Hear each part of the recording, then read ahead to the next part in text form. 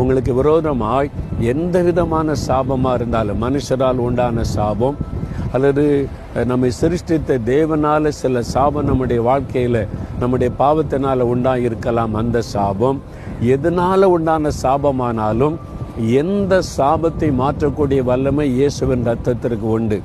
ஏன்னா சிலுவையிலே நமக்காக சாபமானார். தலையில் முள்முடி சூட்டப்பட்டார்ல, அந்த முற்கள் சாபத்தை குறிக்கும்.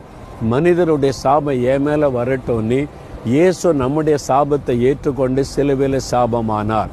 அதனால தான் இயேசுவே எனக்காக சிலுவையில் சாபமானீங்க, இந்த சாபத்திலிருந்து இயேசுவின் நாமத்தில் விடுதலை உண்டாகட்டும்னு ஜெபித்த உடனே சாப கட்டுகள் அறுக்கப்பட்டு விடும். அதன் பிறகு சாபம் ஆசீர்வாதமாய் மாறும். இதுதான் இயேசுவின் சிலுவையில் நம்ம கிடைக்கிற இன்னொரு பெரிய ஆசீர்வாதம். அதனால யாரோ சபிச்சுட்டாங்கன்னு சோர்ந்து போகிறாங்க, பயப்படாதங்க.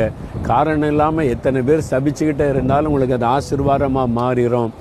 உண்மையாக சாபத்தில் பாதிக்கப்பட்டிருந்தால் இயேசுகிட்ட வாங்க, சிலுவை பார்த்து ஜெபம் பண்ணுங்க, சாபம் ஆசீர்வாதமாக மாறிடும்.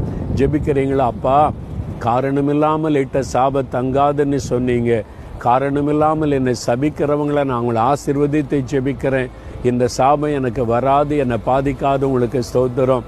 என் குடும்பத்தில், என் வாழ்க்கையில் சந்ததியாய் வருகிற சாபம் அல்லது என்னுடைய மீறுதலால் உண்டான சாபத்தை சிலுவையில் சுமந்துட்டீங்க. இயேசு கிறிஸ்துவின் இரத்தத்தின் வல்லமையினால் சாபங்கள் மாறட்டும், ஆசீர்வாதம் உண்டாகட்டும். இயேசுவின் நாமத்தில் ஜெபிக்கிறேன். ஆமென்.